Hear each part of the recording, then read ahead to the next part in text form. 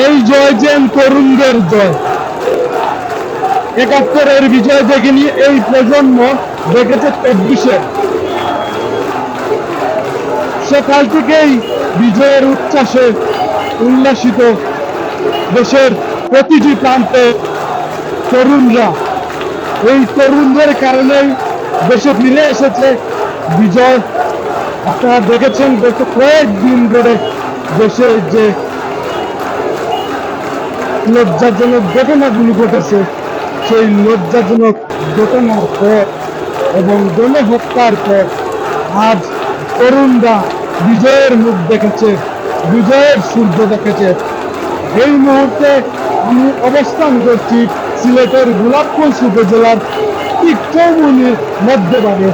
আপনারা এই মুহূর্তে দেখতে পাচ্ছেন এই যে চৌমুহনীর বর্তমান পরিস্থিতি, সেই পরিস্থিতিটা হচ্ছে গোলাপগঞ্জ উপজেলা থেকে উপজেলার বিভিন্ন প্রান্ত থেকে ছুটে আসা তরুণরা বিজয়ের উল্লাসে মেতেছেন এই গোলাপগঞ্জ চৌমুহনীতে।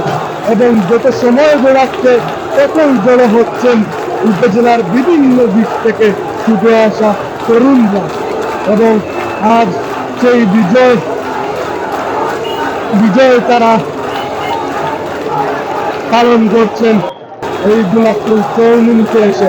এবং আমরা দেখেছি যে সময়ে সময়ে বিভিন্ন প্রান্ত থেকে ছুটে এসেছেন মানুষ, এসে এই বিজয়ে যোগ দিয়েছেন।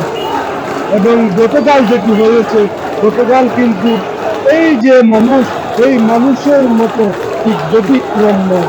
অসহ্য আন্দোলনে নেমেছিল সাধারণ শিক্ষার্থী সহ এই উপজেলার সাধারণ মানুষজন। এবং এই দুঃখজনক ঘটনা হচ্ছে ৬ জন মানুষ নিহত হয়েছেন এই গোলাপগঞ্জে।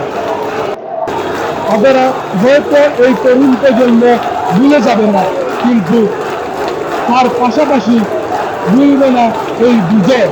এই যে বিজয়ের উল্লাস, এই বিজয়ের উল্লাস কখনো এই প্রজন্ম ভুলবে না। কারণ এই প্রজন্ম অনেক গণহত্যার পর বিজয় দেখেছে, বিজয়ের সূর্য দেখেছে।